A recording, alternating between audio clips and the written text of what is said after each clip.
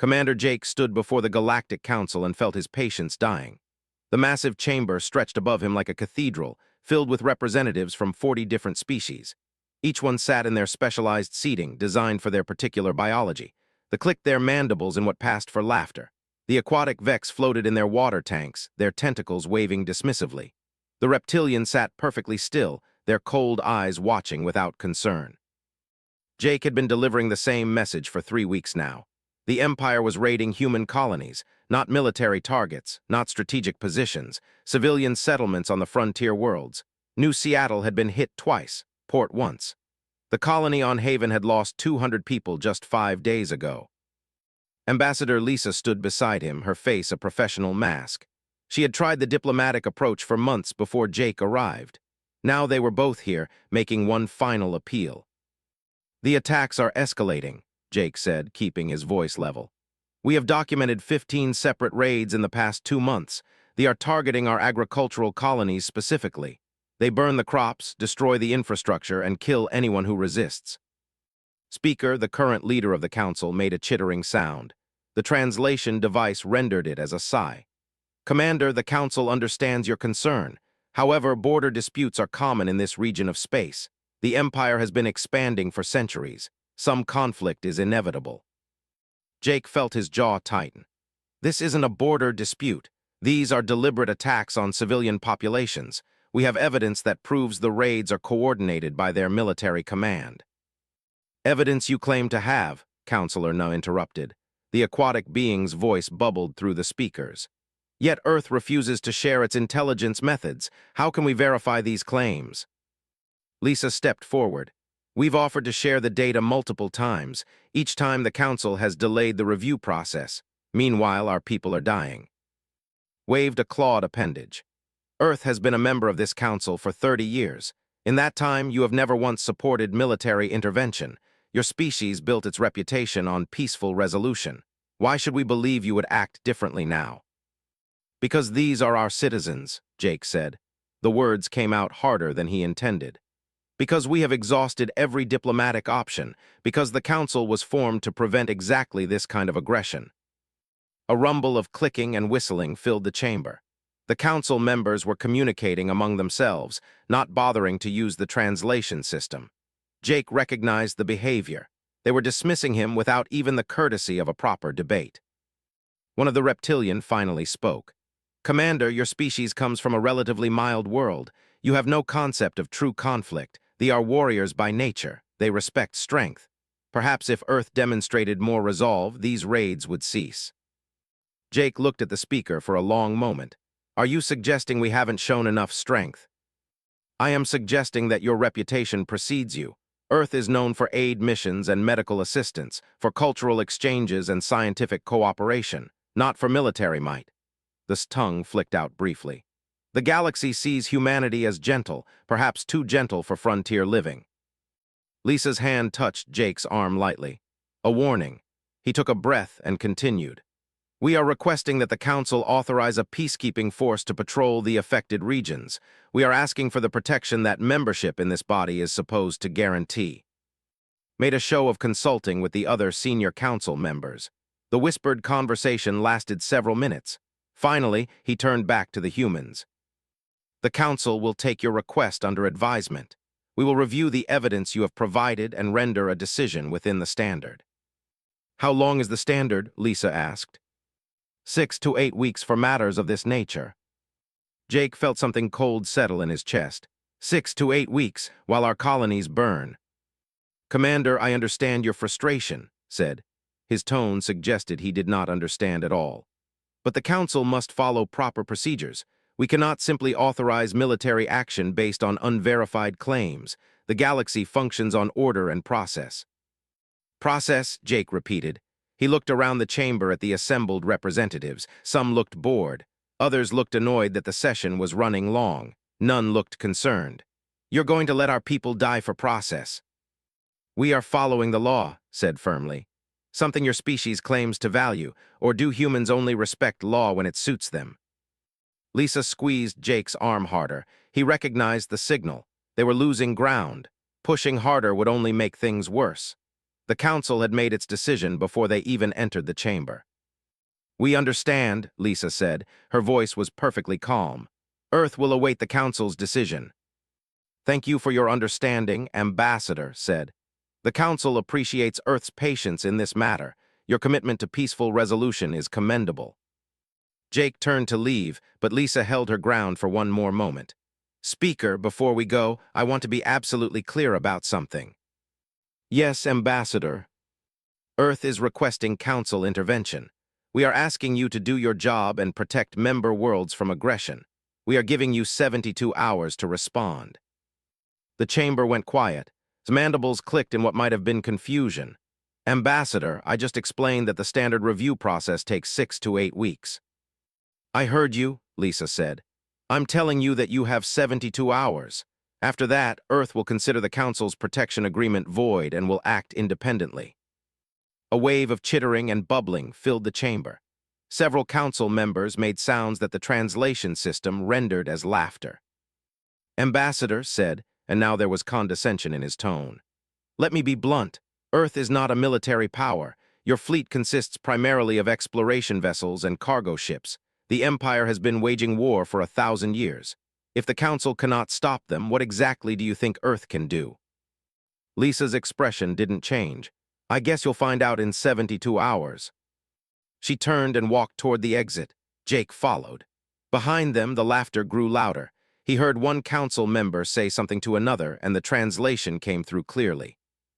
"The humans are amusing when they're angry, like watching herbivores try to roar." Jake and Lisa left the chamber and walked through the long corridor that led to the docking bay. Neither spoke until they were inside their shuttle and the door sealed behind them. "They think we're bluffing," Jake said. "I know," Lisa sat down and closed her eyes. "They think we're too peaceful to actually fight." "Are we?" Lisa opened her eyes and looked at him. "That's not up to us anymore. That's up to the President and the Joint Chiefs." Jake moved to the communications console and entered his security code. The encrypted channel opened after a moment. A face appeared on the screen. Admiral Hayes, commander of Earth's defense fleet. "How did it go?" Hayes asked. "About like we expected. The Council refused to act. They think we're harmless." Hayes nodded slowly. "The President wants your assessment. Is there any chance they'll change their position?" Jake looked at Lisa. She shook her head. He turned back to the screen. "No, sir, they've made their decision. They think we're weak. They think we'll accept whatever happens and keep begging them for help." "Understood. Stand by for orders." The screen went dark. Jake and Lisa sat in silence, waiting. The shuttle systems hummed quietly around them. Outside the viewport, the Council station glittered against the stars, enormous and untouchable. The seat of galactic power, the place where justice was supposed to happen. After 15 minutes, the console chimed. Hayes appeared again. "Orders from the President," he said. His face was grim. "Return to Earth immediately. The fleet is being mobilized." "Sir," Lisa said, "does this mean?" "It means the Council had their chance. Tell them nothing. Let them wait." Jake felt his hands curl into fists, and Hayes's expression hardened. "They are about to learn why Earth has been so committed to peace, because when we stop being peaceful, we're very, very good at it." The connection ended. Jake programmed the navigation system for Earth. The shuttle detached from the Council station and turned toward home. Behind them, in the Council chamber, the representatives were already forgetting about the humans. Just another species making empty threats. Just another complaint to be filed and forgotten. They had 72 hours to remember that humanity had spent 3 decades being peaceful by choice, not by necessity. And that choice had just ended. The 72 hours passed in silence. The Galactic Council received no further communication from Earth. No additional appeals. No desperate pleas for reconsideration. The human ambassadors had simply vanished back to their home system. On the Council station, Speaker reviewed reports from his intelligence division. They confirmed what he already believed. Earth's military consisted of 47 vessels, most of them scientific research ships with minimal weapons. Their largest warships were patrol cruisers designed for piracy suppression. Nothing that could threaten a real military power. By comparison, had over 300 military vessels. Their empire spanned 12 systems. They had been conquering their neighbors for centuries before humanity even developed space travel. "The humans are posturing," his chief advisor said. "They hope we will panic and grant their request." Clicked his agreement. "Let them wait. In 6 weeks, when we finally review their complaint, they will accept whatever decision we make. They have no other option." In the border territories, Warlord was celebrating another successful raid. His flagship, the Destroyer's Edge, orbited above a captured mining station. The facility had belonged to a human corporation. Now it would serve the Empire. "The Council does nothing," his second-in-command reported. "Our sources confirm that Earth's appeal was rejected." Bared his fangs in what passed for a smile. "The Council knows better than to challenge us over a few human settlements, and the humans themselves are no threat. I have seen their response times, their defensive positions. They are farmers and scientists playing at being colonists." "Should we accelerate the campaign?" "Yes, hit 3 more human colonies this week. Let us see if we can provoke some reaction. Their weakness amuses me." But the 72 hours ended at midnight, Earth Standard Time. And at 1 minute past midnight, everything changed. Captain Grant sat in the command chair of the EDS Retribution and watched the countdown reach 0. Around her ship, 9 other vessels held position in the darkness between stars.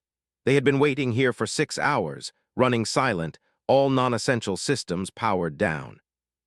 "Time," her tactical officer announced. "Execute," said.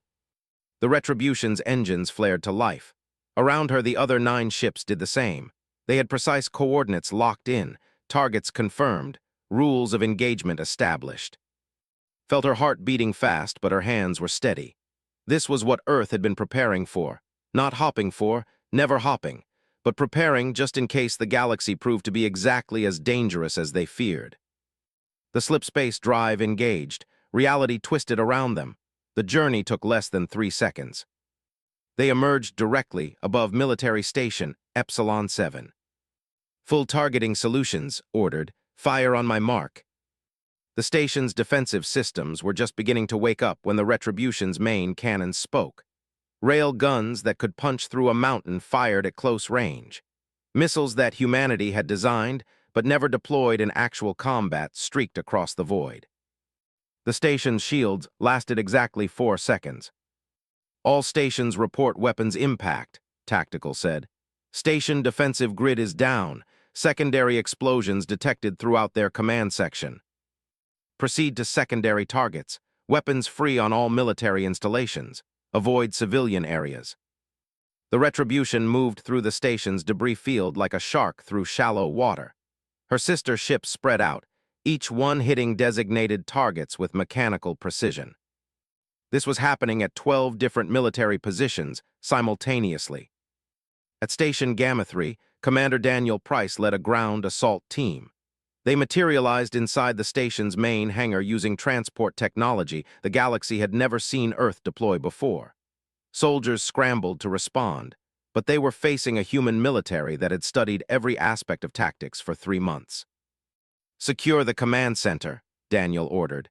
"Take prisoners where possible. Anyone who surrenders is to be treated according to military code." His team moved through the corridors with frightening efficiency. They knew the station layout better than most of the station there. Earth's intelligence had been very thorough. At Outpost Delta 9, they managed to get 3 of their gunships launched. They lasted 6 minutes. Human fighter pilots, trained for scenarios they hoped would never happen, proved that Earth had been studying more than diplomacy for the past 30 years. In Earth Fleet Command, General Frank Carter watched multiple screens simultaneously. Each one showed each one showed the same result, overwhelming human victory. "Epsilon 7 is neutralized," one officer reported. "Captain Grant reports minimal casualties. The station's military forces have surrendered." "Gamma 3 secured," another voice called out. "Commander Price has control of the command center. Civilian sections were not breached." Frank allowed himself a small nod. This was going exactly according to plan. The plan they had hoped never to use. The plan that every military commander keeps in a locked file just in case peace fails. "Send the next wave," he ordered. "Hit targets 15 through 24. On the Galactic Council station, alarms began sounding at 14 hours Earth Standard Time. Speaker was pulled from his rest cycle by frantic aides. "What is happening?" he demanded. "It's Earth," his chief of security said. The aide's voice was shaking. "They're attacking military positions, multiple locations. Our sensors are detecting human warships we've never seen before."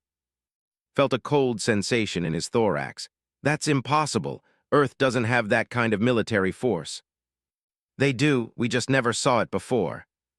The main council chamber filled rapidly as representatives from every member species arrived in various states of panic or confusion. The main display showed tactical feeds from space. Each feed showed the same thing: human ships appearing from nowhere, precise strikes on military targets, defensive positions crumbling under assault. Counselor Nu's tentacles writhed in agitation. "This is madness. The humans are peaceful. They don't fight wars." "They're fighting one now," the representative said. His species understood warfare, and what he was seeing on the displays impressed him despite himself. "Look at their precision. Every strike is on a military target. They're avoiding civilian casualties entirely. This is a professional military operation." Tried to process what he was seeing. For 30 years, Earth had been the model of peaceful cooperation. They sent doctors to disaster zones. They shared agricultural technology freely. They mediated disputes between other species. Now they were systematically dismantling military positions with a level of efficiency that suggested decades of planning. "Get me a communication line to Earth," he ordered. "Immediately." His aide worked the controls. After a moment, he looked up. "Sir, Earth is not responding. All diplomatic channels are closed." "Then send a message through military channels." "Sir, I don't think you understand. Earth has closed all communication with the Council. They're not accepting any transmissions at all." On the destroyer's edge, Warlord received the first reports of the attacks with disbelief. "How many ships?" "At least 30 human vessels, possibly more. They're hitting all our forward positions simultaneously. Warlord, they're using weapons we've never seen. Our intelligence said the humans had no significant military technology." Pulled up the tactical display. He saw 3 of his military stations already dark. 2 more were under heavy assault. Human ships were moving through his territory like they owned it. "Recall all raiding parties. Get every available ship to defensive positions, and find out where their main fleet is hiding." "Sir, we can't. They're jamming our communications in the combat zones, and our ships can't match their slipspace technology. By the time we respond to one attack, they're already hitting somewhere else." For the first time in his military career, felt something he didn't recognize immediately. It took him a moment to identify it: fear. Doctor was treating wounded colonists in New Seattle's medical center when the news arrived. Someone turned on the public broadcast system. The neutral news service that covered galactic affairs was interrupting regular programming. "We are receiving reports of large-scale military action in space," the anchor said. "Sources confirm that Earth Defense Forces have launched coordinated strikes against multiple military installations. The attacks appear to be in response to recent raids on human colonies." Stopped working and looked at the screen. Around him, the medical center went silent. Colonists who had lost homes and family members in the raid stood frozen, watching. The display showed footage from Council surveillance drones. A human warship, sleek and deadly, firing on a station. The precision of the strike was obvious even to civilian eyes. The humans knew exactly what they were hitting. "They came for us," someone whispered. "Earth actually came for us." A woman who had lost her husband in the last raid began crying. Not from grief this time, from relief, from the realization that they hadn't been abandoned, that someone cared enough to fight. Felt his own eyes burning. For weeks, they had sent messages to Earth begging for help. They had filed reports with the Council. They had done everything they were supposed to do, and they had been told to wait, to be patient, to trust the process. Earth had run out of patience. Captain Grant's tactical officer called out another target confirmation. "Outpost Theta 5 is responding. They're launching fighters. Intercept and disable. Take prisoners if they surrender, destroy them if they don't." The Retribution's fighter wing launched. Within minutes, the fighters were either disabled or destroyed. The outpost's defensive weapons fell silent as human boarding teams secured the facility. "Captain," her communications officer said, "we're receiving surrender offers from 2 more stations. They're asking for terms." Considered, the rules of engagement were clear. Accept surrender, treat prisoners humanely. This wasn't a war of extermination, this was a message. Tell them to power down all weapons and stand by for boarding. Anyone who surrenders will be treated according to military law. Anyone who fights will be destroyed. Yes, ma'am. Looked at the tactical display. 12 military positions, all either captured or destroyed. 0 civilian casualties on either side, minimal human losses. This was what 3 decades of peace had bought. Time to prepare, time to build, time to hope they would never need to use what they built. They had taken that hope and burned it along with human colonies. Now they were learning the cost of that mistake. The emergency council session began at 600 hours, 18 hours after Earth's first strike. Speaker called the assembly to order, though order was a generous description of what followed. This is unprecedented, Counselor Na announced before could even speak. A member species launching military action without council authorization. Earth must be sanctioned immediately. Sanction for what? The representative stood, his tail lashing behind him. For defending their colonies, for doing what the council refused to do. The council follows proper procedure, Na shot back. We cannot simply authorize military action on a whim. 20 military installations destroyed in 18 hours is not a whim. That is planning. That is preparation. That is a military force we never knew existed. The chamber erupted into arguments. Half the council members wanted Earth expelled. The other half were quietly terrified of what that might mean. If Earth could do this to what could they do to anyone else? Finally managed to restore some semblance of control. The humans will answer for this action. I have ordered their ambassadors to return and explain themselves. They won't come, his aide whispered. They're still not accepting communications. Before could respond, the main display activated. Commander Jake appeared on the screen.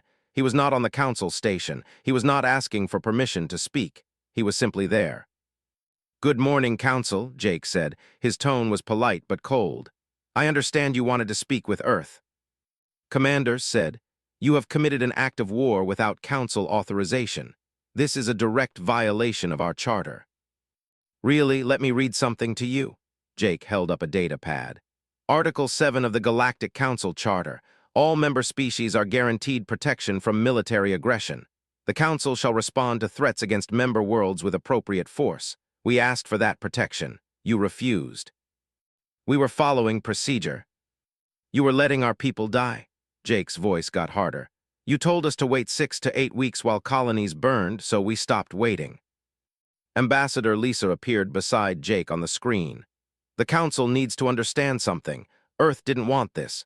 We gave you every chance to handle it through diplomatic channels. We warned you what would happen if you didn't act. You threatened us, Na said. We informed you of consequences. There's a difference. The display split. Now it showed battle footage from the operations. Human ships moving with perfect coordination. Strikes that took out military positions while leaving civilian areas untouched. Soldiers being taken prisoner and treated according to military law. Notice anything? Lisa asked. Every target was military. Every civilian area was avoided even when it would have been easier to hit them.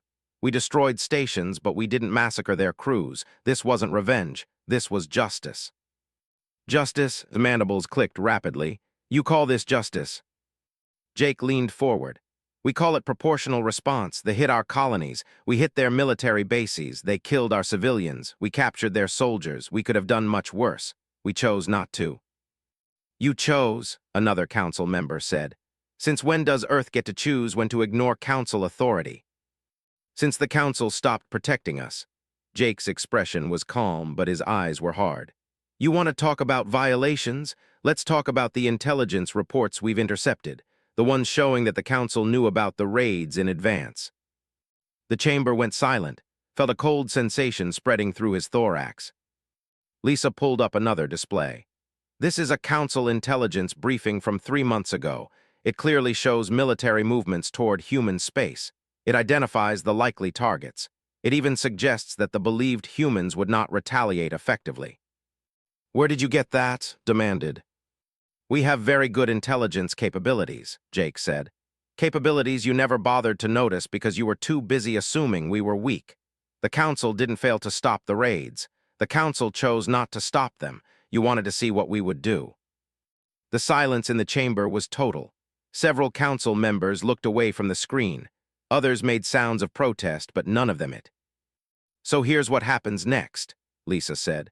Earth has secured the military positions that were used to launch raids against our colonies. We have taken over 400 military personnel prisoner.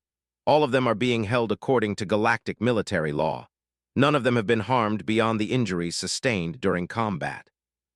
We're also offering medical care to wounded soldiers, Jake added, because that's what civilized species do, even when angry. On the display, footage showed human medics treating wounded, showing captured soldiers being given food and water, prisoners being processed with basic dignity. This is what mercy looks like, Jake said. We had the capability to do much worse. We could have hit civilian targets. We could have killed every soldier we captured. We could have turned their forward territories into debris fields. We didn't, because we're not monsters. We're just done being victims. Tried to regain control of the situation. The Council will need time to review these developments. Earth must cease all military operations immediately and return captured territories to. No, Jake's voice cut through the speaker's words like a knife. Earth will not cease operations until we have secured guarantees that the raids will never happen again. We will not return captured military assets until we receive formal surrender from their leadership. And we will not accept any Council authority over this matter until the Council acknowledges its failure to protect member worlds. You cannot dictate terms to this Council, Na said. We're not dictating, we're informing. The Council had its chance to handle this diplomatically. You chose politics over protection. Now Earth is handling it our way. The transmission ended. Jake and Lisa vanished from the screen, leaving the Council chamber in chaos. In his command center on the destroyer's edge, Warlord watched his military infrastructure crumble. 20 stations gone. Another 15 under human blockade. His raiding forces scattered and unable to coordinate. The humans had cut through his forces like they didn't exist. How, he demanded, how did they do this? His intelligence chief looked defeated. Sir, we based our assessments on observable human military strength. We counted their ships. We measured their weapons, but we were only seeing what they wanted us to see. Explain.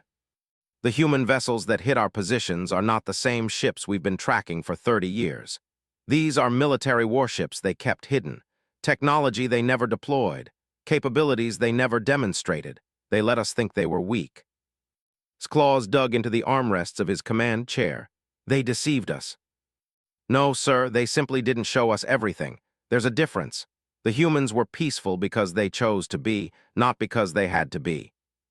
A new alert flashed on the tactical display. More human ships had appeared. They were surrounding the destroyer's edge. Incoming transmission, the communications officer announced. Captain Grant appeared on the screen. Warlord, your forward military positions have been neutralized.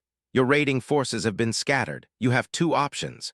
Surrender your vessel and be treated as a prisoner of war according to galactic military law, or fight and be destroyed. You have 5 minutes to decide. The transmission ended, looked around his command center. His crew watched him waiting for orders. Outside the ship, human warships held position, weapons charged, ready. Sir, his second-in-command asked quietly, orders. Had been a warrior his entire life. His species respected strength above all else. He had raided human colonies because he believed them to be weak, because the Council intelligence said they wouldn't fight back effectively. He had been wrong, and now he was surrounded by forces that could destroy his flagship with ease. They hadn't done it yet. They had given him a choice. That was more mercy than he had shown human colonists. Power down weapons, he said. The words tasted like ash. Signal our surrender. On Earth, President Helen Murphy addressed the planet in a broadcast that would reach every human colony across known space. My fellow citizens, she began. Today, Earth took action to protect our colonies from continued aggression. For 30 years, we have been members of the Galactic Council. We have followed every law. We have pursued peace at every opportunity. We have trusted that the systems designed to protect us would function when needed. She paused, her expression somber. That trust was betrayed. When our colonies were attacked, the Council chose procedure over protection. They chose politics over justice, so we chose to protect ourselves. The footage behind her showed the military operations. Clean, precise, professional. Let me be clear about what happened. Earth's military forces struck only military targets. We avoided civilian casualties. We took prisoners and treated them humanely. We used the minimum force necessary to achieve our objective. This was not revenge. This was defense. But make no mistake, this was also a message to the Council, to the galaxy. Humanity will not be victims. We prefer peace. We will always pursue diplomatic solutions first, but if forced to fight, we will fight effectively, and we will win. To our colonies, you are not alone. You were never alone. Earth stands with you always. To the Galactic Council, we remain open to diplomatic solutions. But those solutions must include real protections and real accountability. The days of empty promises are over. To any species considering aggression against human worlds, remember what you saw today. Remember that our peaceful nature is a choice, and understand what happens when we stop choosing peace. Murphy's face was calm, but her eyes were steel. We are humanity. We built civilization on a harsh world. We turned deserts into gardens and conflict into cooperation. We reached for the stars and found friends among them. We hoped the galaxy would be better than our own history. When that hope was proven false, we adapted. We prepared. We survived. And we will continue to survive. That is what we do. That is who we are. Remember it. The transmission ended. Across human space, in colonies that had been burned and raided, people watched and felt something they hadn't felt in months. Safety. The knowledge that someone cared enough to fight for them. In the Galactic Council chamber, species that had barely noticed Earth for 30 years were suddenly paying very close attention. The gentle humans who ran medical missions and shared technology freely had just demonstrated military capacity that rivaled the major powers. And they had done it while maintaining ethical standards that put most of the Council to shame. The galaxy would never look at humanity the same way again. The prisoner transfer happened 3 days after Warlord surrendered his flagship. He stood in the holding area aboard the human vessel EDS Retribution, surrounded by guards but not restrained. He had expected chains, perhaps a cage. Instead, he had been given quarters that, while locked, were clean and adequate. Captain Grant entered the room. She dismissed the guards with a gesture and they left, was alone with the human who had defeated him. "I expected to be executed by now," he said. Pulled out a chair and sat down. "We don't execute prisoners of war. You surrendered under military law. That means you get treated according to military law." "Why?" the question burst from him before he could stop it. "We raided your colonies. We killed your people. Why show us any mercy at all?" Studied him for a moment. "Because we're angry, not animals. There's a difference. Your species is weak. Everyone knows this. You spend your time helping others instead of expanding your power. You share technology freely. You avoid conflict whenever possible. These are signs of weakness." "Or signs of strength," leaned back in her chair. "It takes no strength to hurt others. Any fool with a weapon can kill. It takes real strength to help instead, to build instead of destroy, to choose peace when war would be easier." Made a dismissive sound. "Philosophy, words, your colonies still burned. And your military still fell. In 3 days. Tell me, Warlord, which one of us was actually weak?" The words hit harder than any physical blow. Had spent his life believing in superiority. They were warriors, conquerors. They had built an empire through military might, but humans had torn through that military might like it was paper. "You deceived us," he said. "You hid your true strength."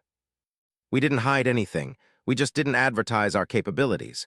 Your intelligence told you we were weak based on what we chose to show. You never asked what we chose not to show." The Council intelligence confirmed it. They said humanity would not retaliate effectively. His expression hardened. "The Council was wrong about a lot of things. Tell me something, Warlord. Why did you target human colonies specifically?" Hesitated, but he was already captured, already defeated. What did it matter now? Council intelligence suggested that human targets would generate minimal consequences, that your species would complain but not act, that the Council itself would not intervene on your behalf. So the Council set us up. They created an opportunity. We took it. Stood and walked to the viewport. Outside, stars moved past as the Retribution maintained its patrol route. The Council wanted to test us. They wanted to see what humanity would do when pushed. Well, now they know. They will never trust Earth again. You have made yourselves a threat. We were always a threat. We just preferred not to be. Turned back to face him. Every species in the Council has military power. Everyone except us maintained their weapons even after joining. We were the only ones who truly committed to peaceful coexistence, and that was seen as weakness.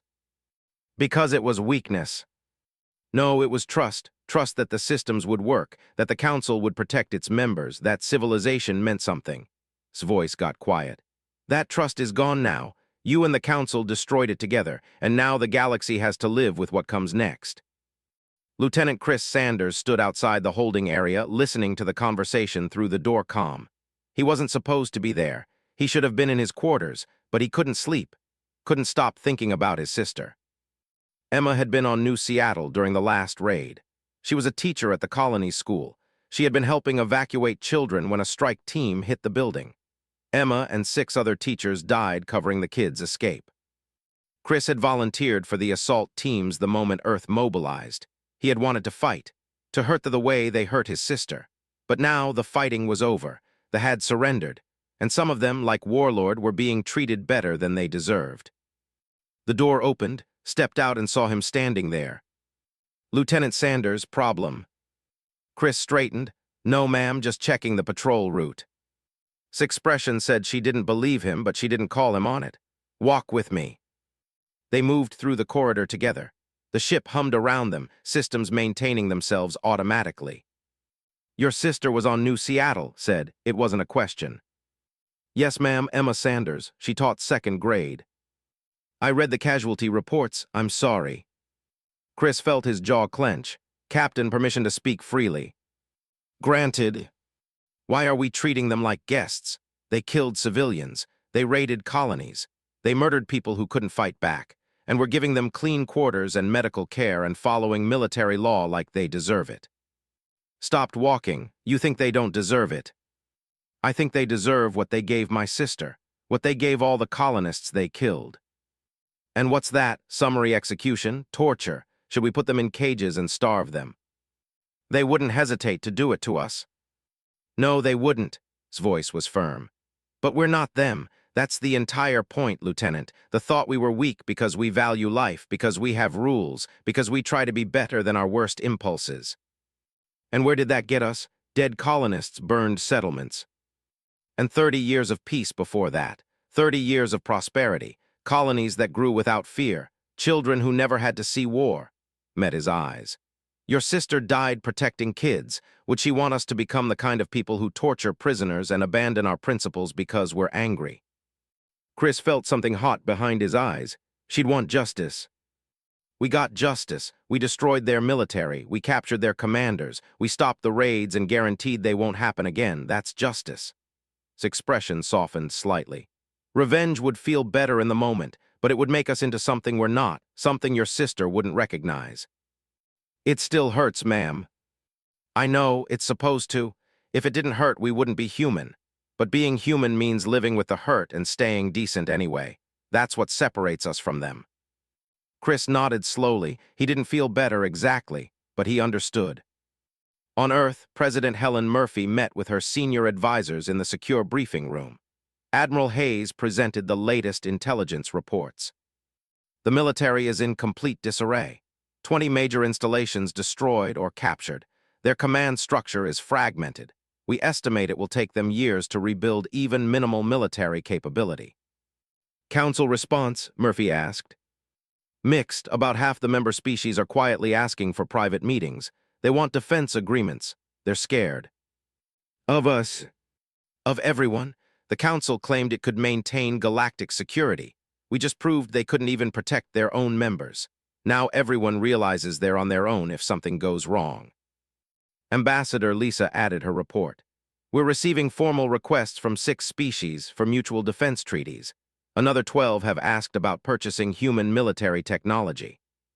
We're not selling weapons, Murphy said firmly. I know, but it shows how much has changed in 3 days. Earth went from being seen as harmless to being seen as a major military power.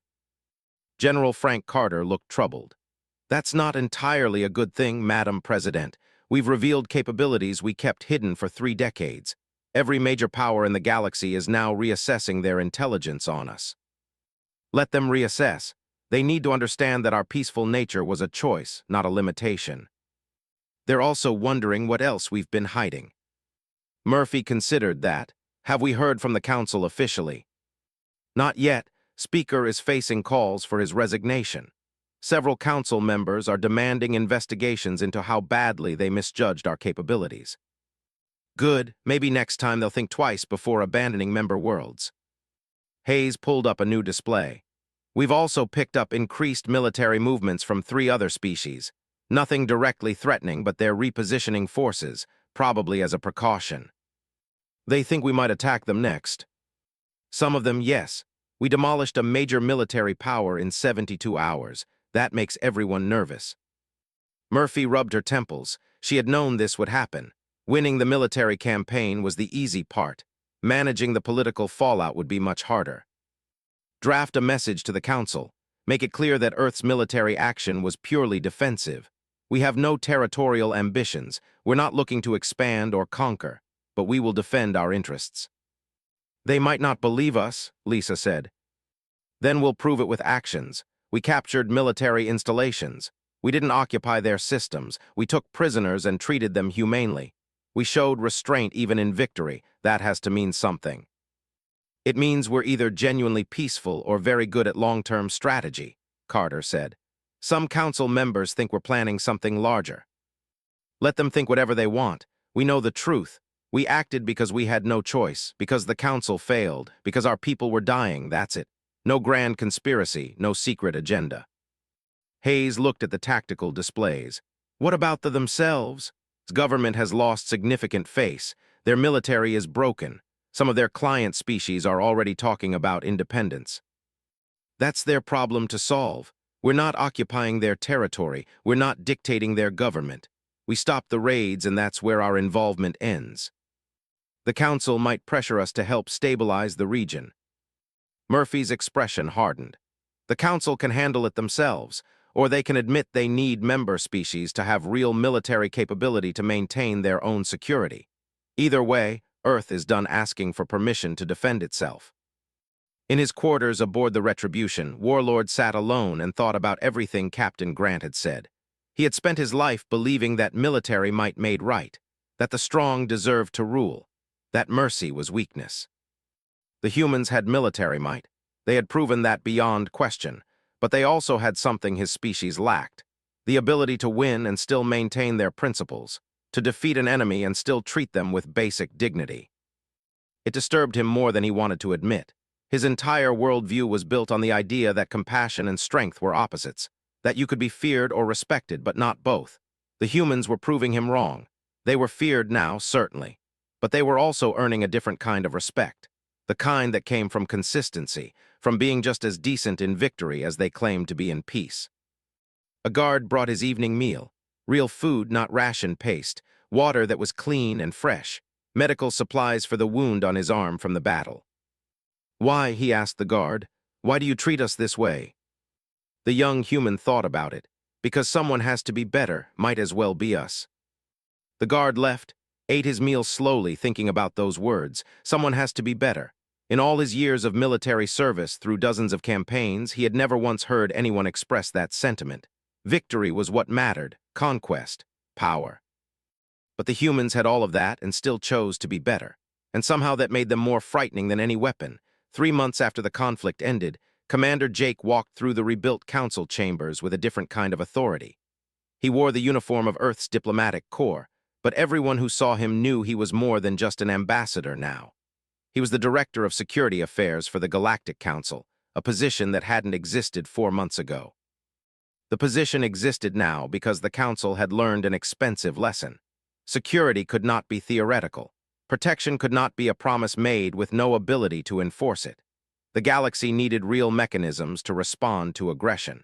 And humanity, having proven it understood both diplomacy and force, was given the responsibility to build those mechanisms. Jake entered the main chamber where the council was gathering for its quarterly session. The room looked the same as it had 3 months ago, but everything else had changed. Speaker was gone, replaced by a more pragmatic leader named from the aquatic Vex species. Half the senior council positions had turned over. The species that had dismissed human concerns and enabled the raids found themselves facing angry constituents who demanded accountability. Director greeted him. The new speaker had learned quickly that dismissing the humans was no longer an option. Your report on the new security protocols. Complete and ready for review. Jake transmitted the data to the central display.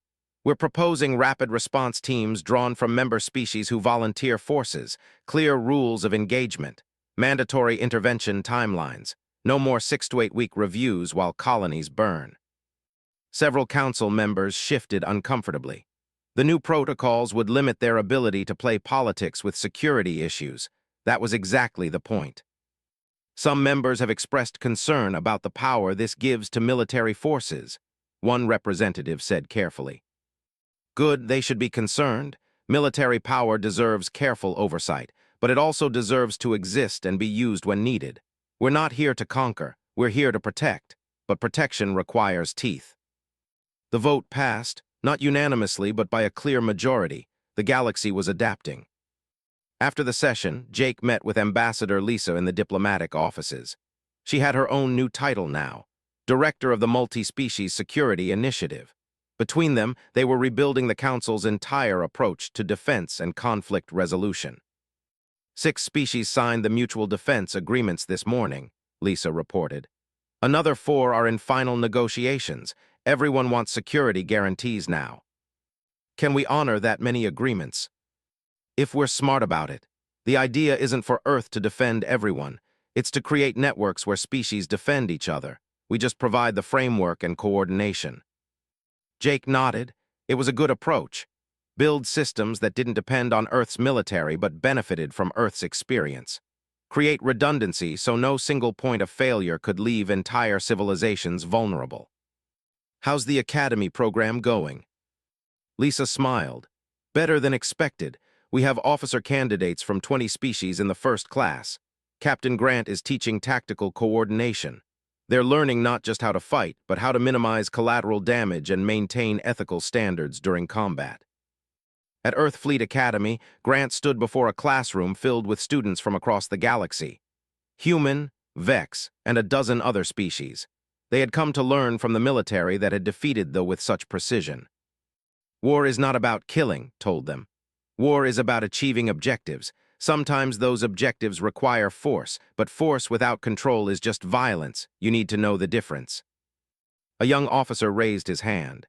Captain Grant, our species has traditionally believed that overwhelming force is the best approach.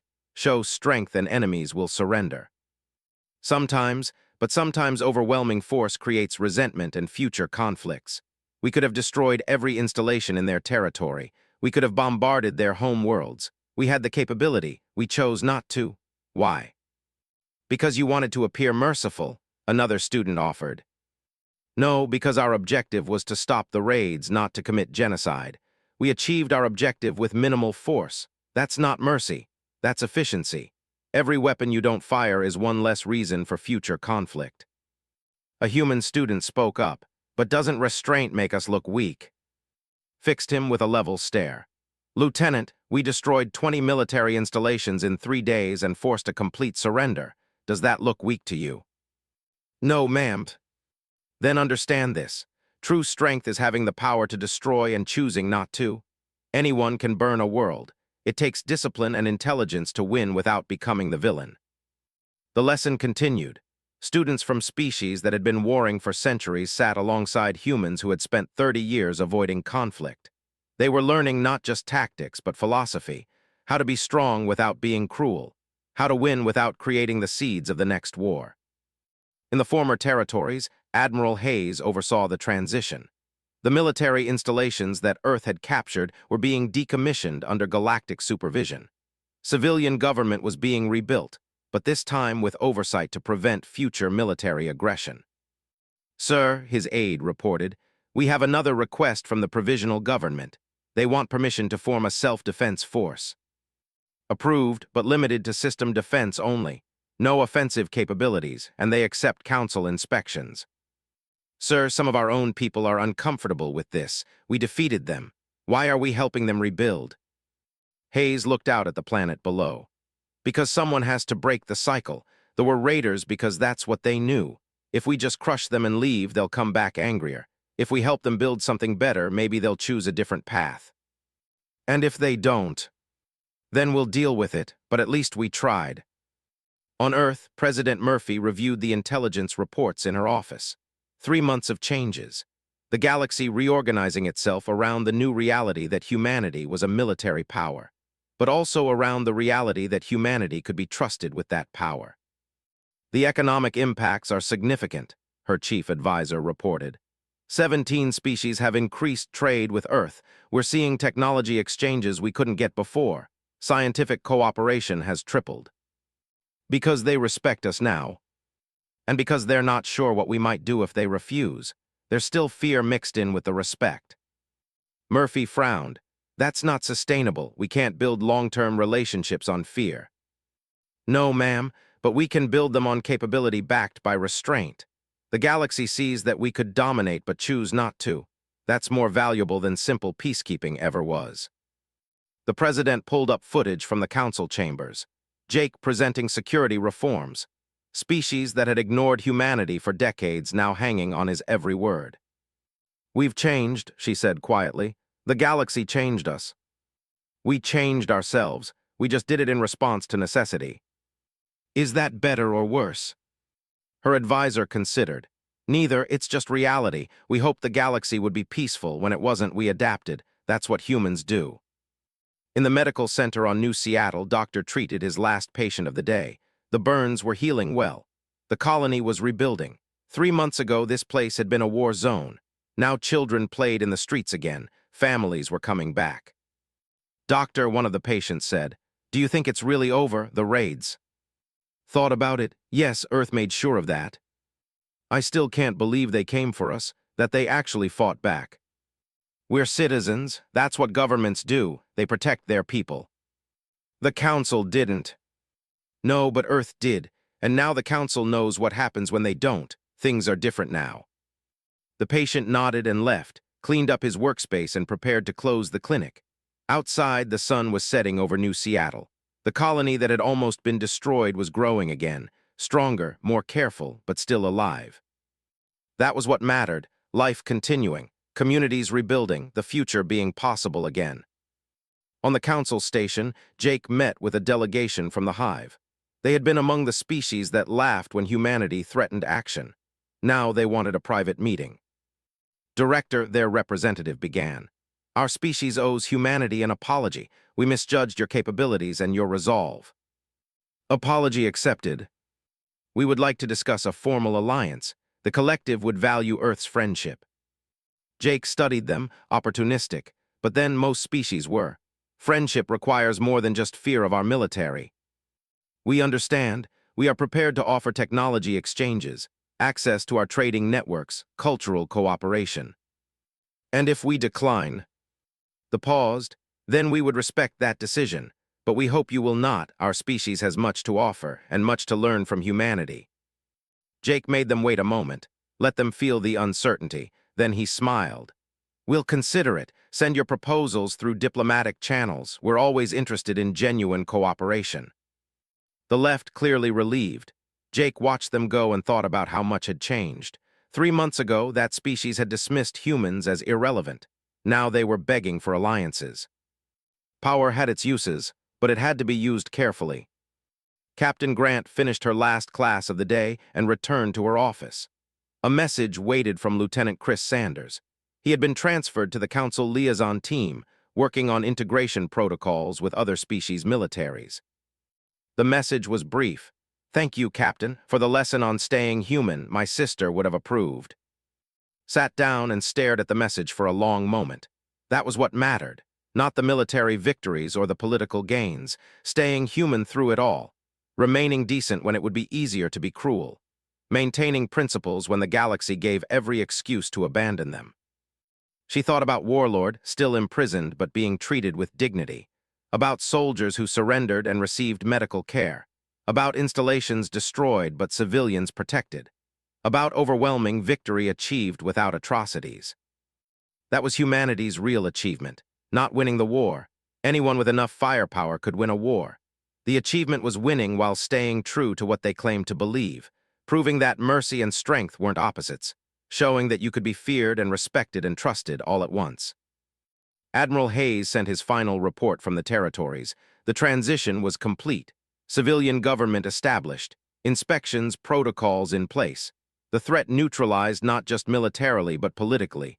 They would have a chance to build something better. Whether they took that chance was up to them. Jake stood in the council chamber late at night, after all the representatives had gone home. He looked at the empty seats and thought about his first time here, when he had begged the council to act and been dismissed, when they had laughed at humanity's threats. Nobody was laughing now. But that wasn't the victory. The victory was that the council had changed. Security protocols that actually worked. Response times measured in hours, not weeks. Protection that meant something.